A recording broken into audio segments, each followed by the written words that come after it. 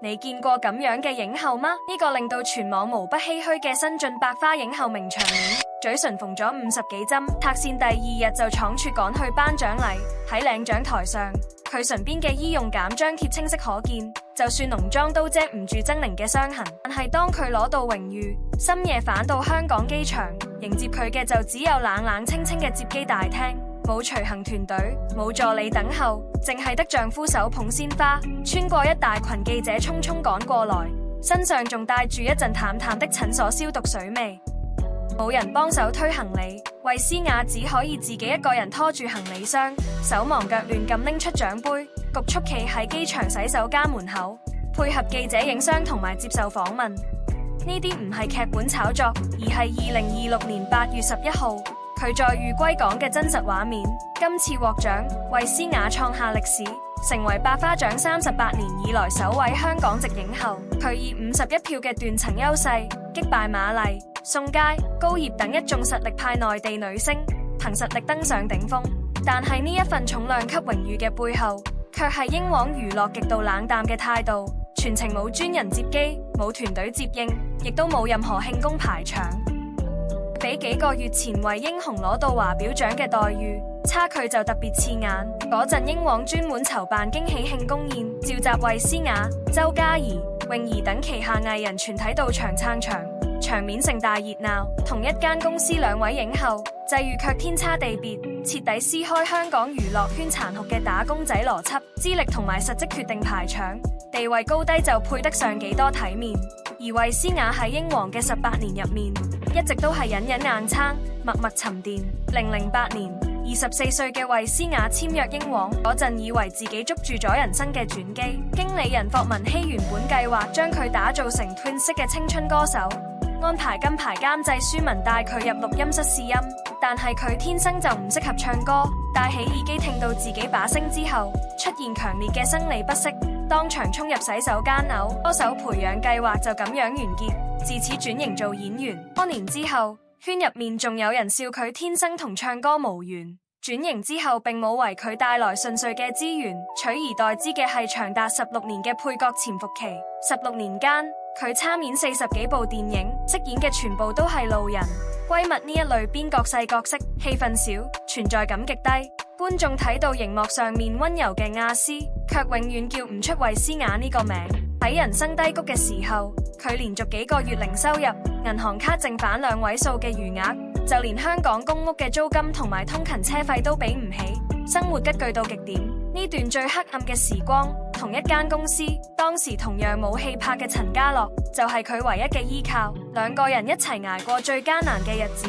兜入面加埋淨係得100港幣。喺物價高昂嘅香港，呢筆錢只夠一個人溫飽。邊個接到試鏡需要出門，另一個人就會將僅剩嘅錢全部俾佢。兩個人經常分食一碗便當，一齊混一碗公仔麵，互相扶持，彼此撐住，硬生生捱過咗3年睇唔到希望嘅低潮期。就算走到絕境，衛詩雅從來冇諗過擺爛轉行，反而為自己鋪定好多後路。冇戲拍嘅空檔期，佢瘋狂去考各種職業資格證，手入面攞住鑽石鑑定、導遊、潛水、救生員、輕型電單車、初級中醫、寵物傳心師等10幾本證書，俾好友笑稱為娛樂圈拎證大王。佢仲經營自己嘅 YouTube 頻道，親身體驗採耳師、收納師、馬房助理、理髮店學徒等幾十種基層職業。佢一直都好清醒，娛樂圈嘅資源浮動唔定，飯碗隨時會冇，只有實打實嘅技能，先可以令自己永遠有立足之本。長時間嘅沉澱同埋韌力，終於令佢喺2023年迎來命運嘅轉折，拿到破地獄嘅核心劇本。為咗演好殯儀師呢個角色，佢提前9個月拜師學藝，鑽研殯儀行業嘅全套流程。呢一行嘅技藝向來都係全男唔全女，好多老師傅唔願意傳授核心手法，佢只可以輾轉跟住2位師傅斷斷續續咁學習，日以繼夜反覆打磨每一個細節。拍攝拋劍嘅戲份嗰陣，劍柄意外反彈刮傷佢嘅左手，傷口深到見到肉，當場縫咗7針。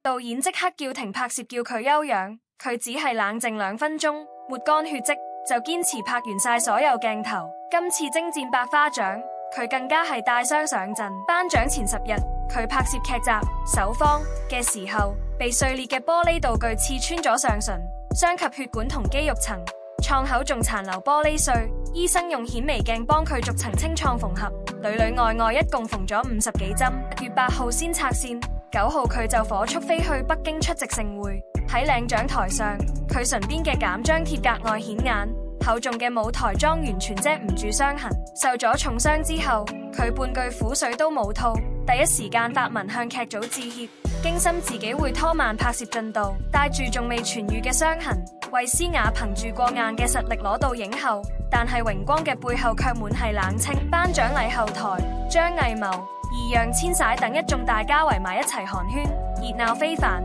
淨係得佢手捧獎杯一個企喺角落，孤單影隻。整個盛會入面，就只有朱一龍主動上前俾咗佢一個溫暖嘅擁抱。同台嘅女星個個都着高定華服，戴滿珠寶，唯獨佢着咗一件價值27,800蚊嘅紀梵希成衣，冇品牌贊助，冇高定加持，其中嘅尷尬一望而知。最令人唏噓嘅就係所屬公司嘅態度。喺領獎台上，衛詩雅第一時間多謝老闆楊受成嘅信任同提攜，滿心誠意感恩，卻換唔來半分體面。返到香港落地之後，全程都冇英皇嘅工作人員接應，亦都冇助理跟住。有曝光細節，現場本來有2名公司助理，見到有記者駐守之後就刻意離開，避開鏡頭。唔係冇人可用，而係公司覺得仲未躋身頂級圈層嘅佢，唔值得花費資源去安排排場。